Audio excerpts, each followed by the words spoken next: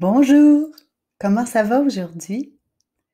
C'est agréable, n'est-ce pas, de se faire raconter encore et encore notre histoire préférée.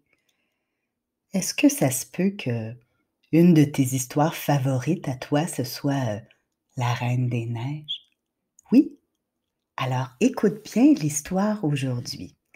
Je vais te lire le vrai de vrai conte de La Reine des Neiges, écrit en 1844 par Hans Christian Andersen. La Reine des Neiges. Il était une fois tout au nord de l'Europe, au Danemark, un petit garçon et une petite fille qui étaient voisins et s'aimaient tendrement. Ils s'appelaient Kay et Gerda. Leurs deux maisons n'étaient séparées que par un tout petit jardin. À la belle saison, ils y passaient toute la journée à jouer parmi les fleurs, surtout près des roses, qui étaient les fleurs préférées de Gerda. L'hiver, les deux enfants restaient enfermés dans la maison. Ce jour-là, ils étaient assis auprès du poêle bien chaud avec la grand-mère de Kay qui leur racontait une histoire. Personne ne voit jamais la Reine des Neiges, leur disait-elle. Elle vole parmi les flocons et recouvre les champs de neige. Elle fait geler les rivières, couvre les vitres de fleurs de givre. Mais son cœur n'est qu'un bloc de glace. Et quand elle rencontre un voyageur seul dans la neige, elle lui gèle aussi le cœur. Le soir, avant d'aller se coucher, Kay regarda par la fenêtre. La neige continuait à tomber doucement. Un flocon, plus gros que les autres, tomba sur le rebord de la fenêtre.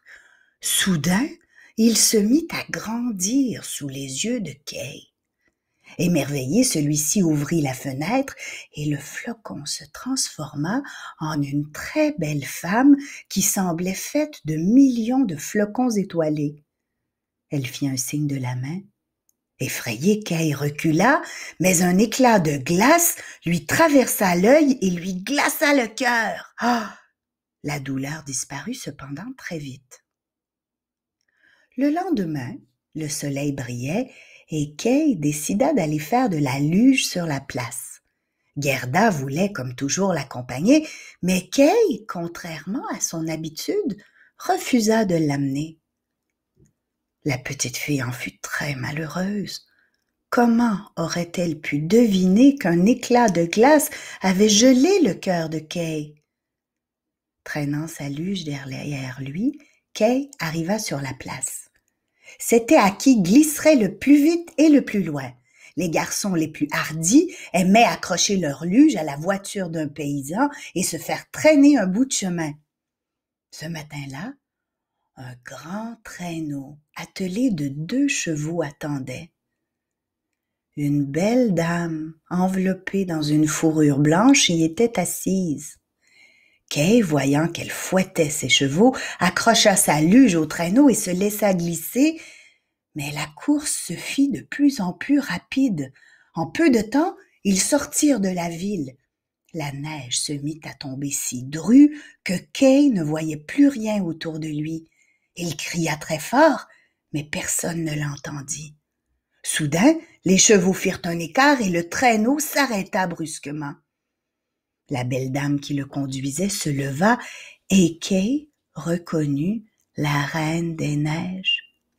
« Tu as l'air d'avoir froid, » murmura-t-elle. « Viens dans mon traîneau. » Elle lui embrassa le front, et bien que son baiser soit glacé, Kay se sentit aussitôt réchauffée.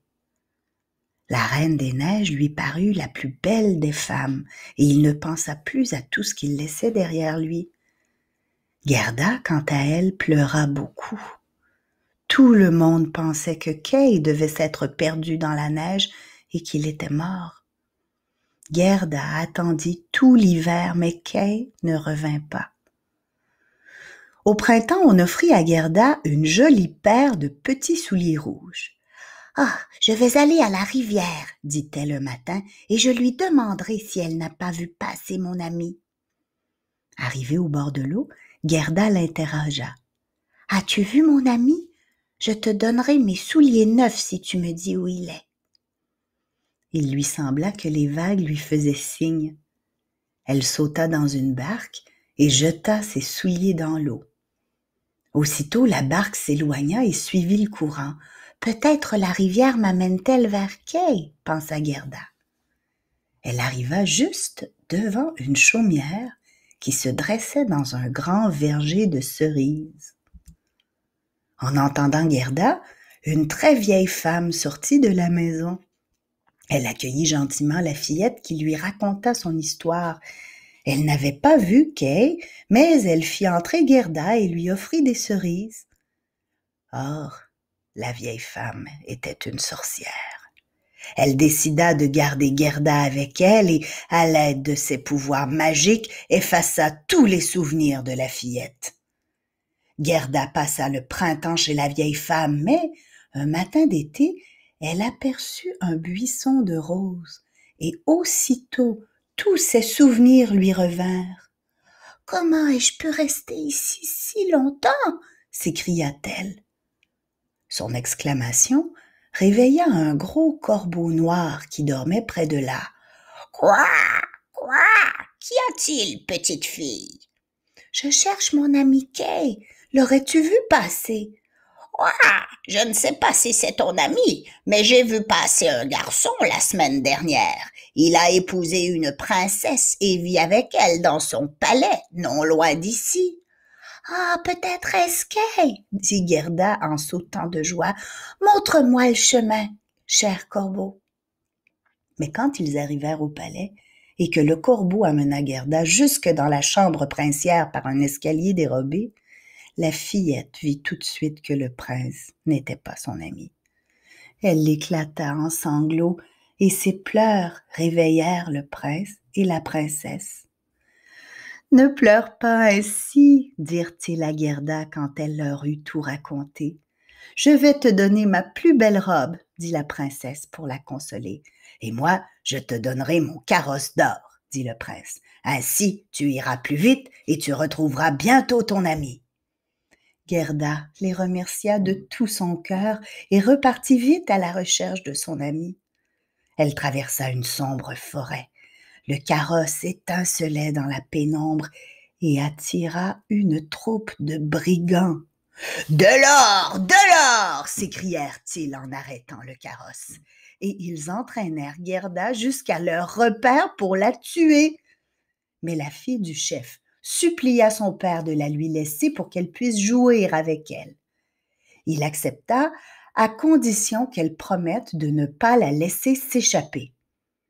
Cette nuit-là, Gerda raconta à sa nouvelle amie la disparition de Kay et comme il lui tardait de le retrouver. Pendant qu'elle parlait, un pigeon et un renne que la fille du chef avait apprivoisés s'étaient approchés de la fenêtre. « Roux, roux, je sais où est Kay, » roucoula le pigeon. « Je l'ai vu glisser dans le traîneau de la Reine des Neiges. »« Je sais où il allait, » reprit le renne, « vers mon pays, la Laponie, où la Reine des Neiges a fait construire son palais. »« Il faut que je parte là-bas, » s'exclama Gerda. La fille du chef hésita, car elle avait promis à son père de ne pas laisser Gerda s'échapper, mais elle se laissa convaincre. « Amène-la en Laponie, » dit-elle au renne, « et aide-la à retrouver son ami. » Gerda monta sur le dos du renne et pendant des jours et des nuits, ils galopèrent à travers les landes et les marais. Plus ils avançaient vers le nord, plus il faisait froid. Bientôt, il n'y eut plus que de la neige et de la glace autour d'eux. Brusquement, le palais de la Reine des Neiges apparut. Ses murs étaient faits de poussière de neige et ses fenêtres de glace étincelantes. Gerda, émerveillée, en aurait presque oublié ses soucis. Cependant, tout au cœur du château était une immense salle de neige dont le sol était un lac gelé. C'est là que Kay était enfermé. Il était bleu de froid, mais il ne s'en rendait pas compte car son cœur était gelé et parce que le baiser de la Reine des Neiges lui avait enlevé le frisson du froid. Il était assis par terre et déplaçait des morceaux de glace comme l'on déplace les pièces d'un puzzle. La Reine des Neiges lui avait ordonné de composer avec eux le mot « éternité ». « Si tu peux me le composer, tu seras libre, » lui avait-elle dit. « Je te donnerai le monde entier et une paire de patins neufs. » Puis, elle l'avait laissé seule et s'était envolée vers le sud pour couvrir les villes et les champs de neige et diriger son armée de flocons. Kay essayait sans relâche de former le mot « éternité », mais jamais il n'y arrivait à cause du morceau de glace qu'il avait dans le cœur. Ce fut alors que Gerda entra dans le château. Elle traversa les grandes salles vides et aperçut son ami. Elle lui sauta au cou et cria « Kay, mon gentil Kay, je t'ai enfin retrouvé !» Mais lui resta immobile, raide et froid. Et Gerda se mit à pleurer de chaudes larmes qui glissèrent sur ses joues et celles de Kay, tant et si bien que l'une finit par pénétrer jusqu'à son cœur et par faire fondre la glace qui le gelait. Aussitôt, Kay se souvint de Gerda et lui sourit. Ils se serrèrent dans les bras l'un de l'autre et les morceaux de glace se mirent à danser de joie autour d'eux et formèrent sur le sol gelé le mot « éternité ».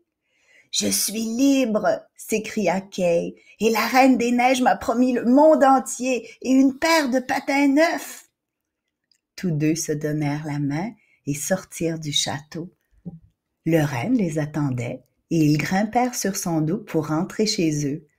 Et plus ils avançaient, plus le soleil brillait. Quand ils arrivèrent devant leur jardin, c'était le plein été. Toutes les roses étaient en fleurs. Et voilà, tu connais maintenant la vraie histoire de la Reine des Neiges. Courageuse, hein, Gerda? J'aimerais bien l'avoir comme amie. À bientôt.